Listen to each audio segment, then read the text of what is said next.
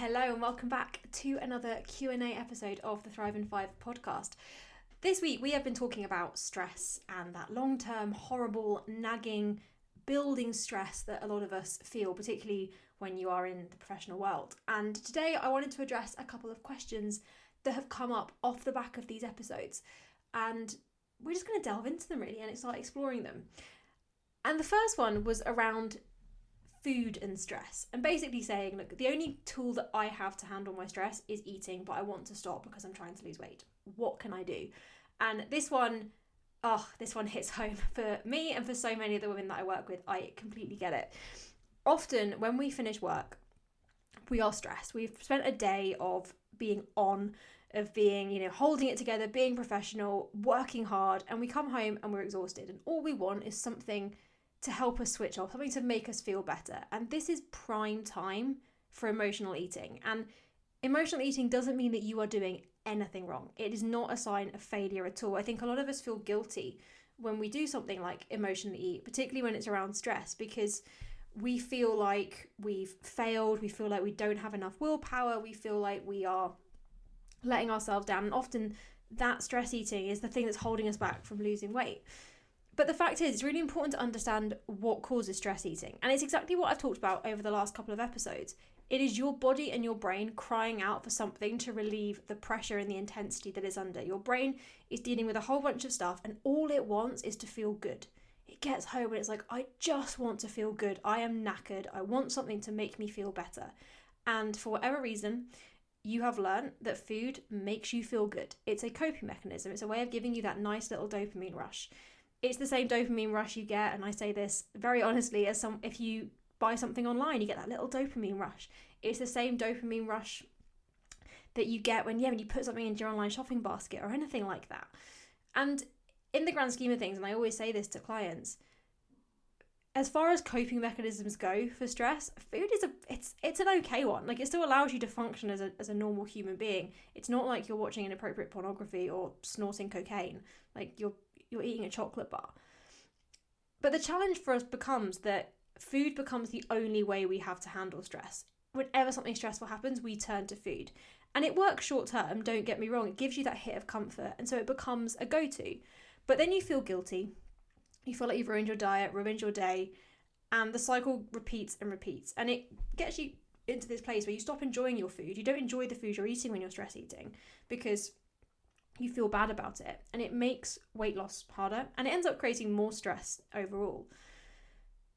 The fact is, it's not about willpower. The problem is you need to be giving your brain what it actually needs to manage stress. You need to find ways to bring your stress down. Food can be one of those tools in that toolkit if it's right for you. Every now and again, if I've had a bad day, I might sit down and have a packet of Maltesers. God, I love Maltesers.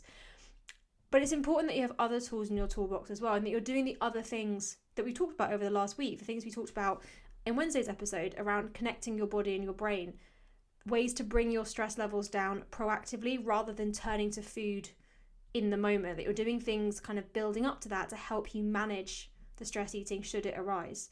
It helps you kind of nip it in the bud, because when you don't feel quite so frazzled or quite so overwhelmed and stressed, food doesn't become the fix you need.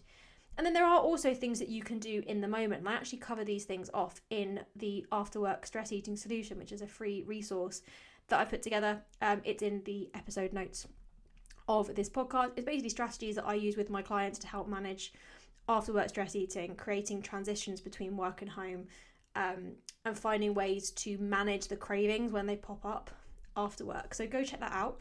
And ultimately remember that food is not the worst coping mechanism that there is, but there are ways to manage it, and the things we talked about in Wednesday's episode will really help with that.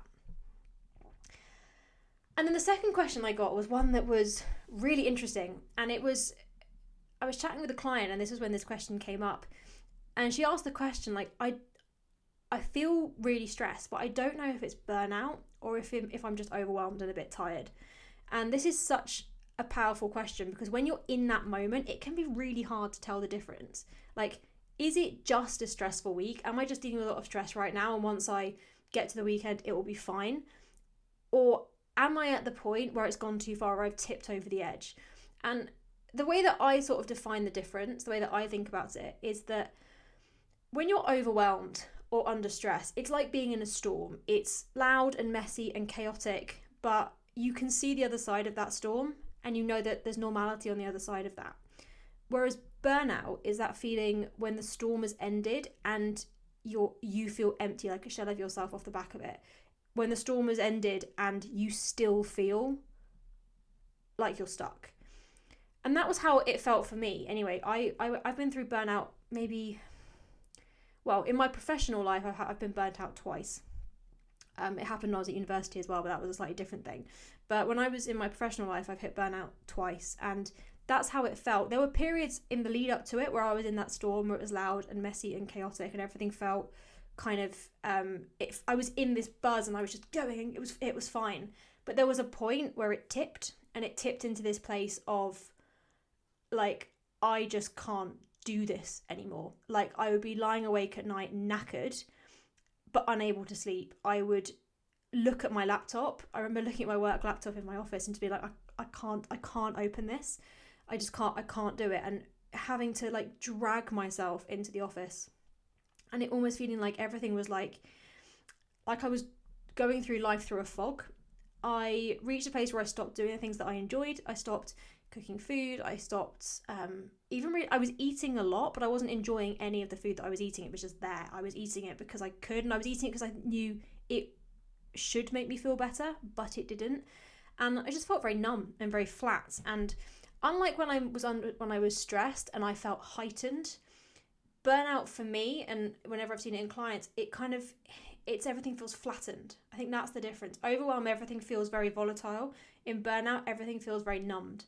And the thing for me is I never really noticed it happening and that it was an issue. I kind of, at the first time it happened anyway, I kind of just thought like, oh, this is what being a professional woman is like. This is what having a stressful job is like. But it's not. It doesn't have to be. And so some of the symptoms to look out for when it comes to burnout, things like feeling constantly exhausted, like you can have all the time off you need and you're still knackered. Losing joy or interest in things you used to like. So for me, I stopped being able to really watch television. I remember that being a big thing, was I just couldn't sit and watch a television show. I'd have to have my phone in front of me or be doing something else because I couldn't concentrate on television or films, which is something I really enjoyed. Feeling irritable or emotional is quite common. So for me, I would get emotional, but I would cry about things and I was like, why is this bothering me so much? And I would also get like so irritable. Like things would piss me off. And like we all have times, right, when we're hormonal or whatever, where things feel more stressful. But for me, I remember trying to get the train home from work one day, and I'd stood on the platform where I thought this is so petty. I stood on the platform where I thought the doors were going to open, and the train pulled up, and it was a different train to the one I was expecting. So the doors weren't where I thought they were going to be, and I was fuming, like absolutely livid for no particular reason, but it really pissed me off. Detachment or numbness to things. I remember there was a time where I was getting a deck ready for a big external meeting we had, and I genuinely felt like I was just watching myself put this thing together. I wasn't in them. It was the sort of thing that I would have really enjoyed. Like, it sounds really sad enjoying putting a deck together, but it was something I really enjoyed, bringing things together, telling a story. It's something I enjoy, I still enjoy. And it just felt like I was watching myself do it. And the final one is then not recovering from stress like you used to. So I'd have a very intense day or a very high pressure day, and I felt like I couldn't bring myself down from that pressure. It just felt like I was living in that. If that's something that you resonate with, I want you to first of all realize that burnout isn't a sign of weakness. It's a sign that your nervous system is frazzled. It means that you've pushed through far longer than you should have done without enough support or recovery. And the way back from burnout isn't to keep pushing through it, it's to pull back. It's not to push harder, it's to soften things. And go back to the stuff that we talked about on Wednesday if you feel like you're heading towards burnout, or even if you're just feeling a little bit overwhelmed. Doing things where you can reconnect with your body, creating those little pockets of calm, those little moments of wins, those little quick boosts before your nervous system starts to sound the alarm, which is what burnout is. You don't necessarily need a sabbatical or a week off in the sun, though those things can be really great. And at the end of the first time I had burnout, we actually went on holiday and I just sat on the beach with a cocktail in my hand, and I had this moment of like, it was really quiet and the waves were washing up, and I was like, oh, I think think this might be starting to fix it. And it wasn't the overall fix, but it was the sort of thing that allowed it to sort of the switch to start flipping back the other way. So I can highly recommend sitting on a beach with a cocktail in hand. But in reality, to get through burnout, it's about making those small repeated acts of de-stressing, real bringing your stress levels down, not just numbing out with those things that make you feel like you're de-stressing when you're not, like wine, like chocolate, like Netflix, like scrolling. So yeah, I hope you found these couple of questions helpful, and this gave you some sort of practical bits to help you navigate stress and recognize burnout. If you are struggling with stress eating, do check out the stress eating solution in my episode description. And remember that it's always okay to seek support and prioritize your well-being. And if you want to chat anything through, please pop me a message. If you found this episode useful, do make sure you are subscribed. And if you have any questions you want me to address in future episodes or any particular topics you'd like me to talk about, please feel free to reach out. But yeah, I will catch you tomorrow. You have a mini series coming over the bank holiday weekend, all about handling the social occasion. So keep your ears peeled. Is that a thing for that? And I will speak to you then.